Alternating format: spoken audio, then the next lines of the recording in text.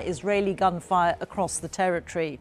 In the worst single incident, a UN aid convoy in northern Gaza was met by what it called a massive crowd of hungry civilians who, the UN says, were shot at. The Israeli military said soldiers had fired warning shots to remove an immediate threat, and it disputed the claim that 67 Palestinians had been killed. If correct, that figure would mark this as one of the bloodiest incidents yet in repeated violence as Palestinians search for food for their families. The BBC, like other international news organisations, is prevented from reporting from inside Gaza by Israel. So Yolande Nell sent this report from Jerusalem, and a warning, there are distressing images in her report. Weak and hungry, but in the dangerous wasteland of northern Gaza, these men returned triumphant today, with sacks of flour from the UN to feed their families. Tell the world, this man says, we got this flour by risking our lives, our blood. But dozens lost their lives, and even more were rushed in wounded to this Gaza City hospital. Short on all medical supplies, doctors called the scenes catastrophic.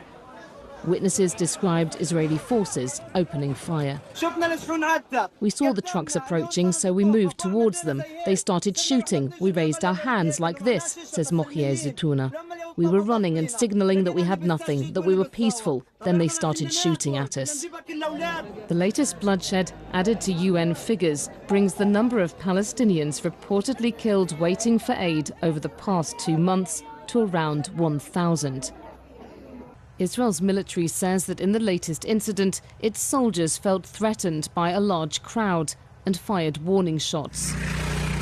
Further south, new evacuation orders from the army panicked tens of thousands of Palestinians around the city of Deir al-Balah. Soon, people here began to flee, fearing that Israeli ground troops could now be preparing to enter this area for the first time in the war.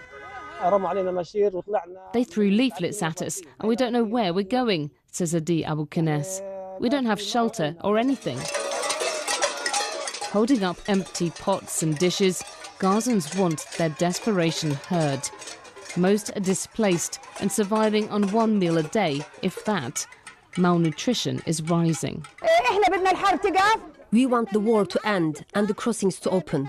We want the Palestinian people to live a normal life. We want food and water to be brought in. But for now, the handouts remain pitifully small, and there's still no breakthrough in indirect talks between Israel and Hamas on the truce and hostage release deal, which so many are hoping for. Yolande Nell, BBC News, Jerusalem.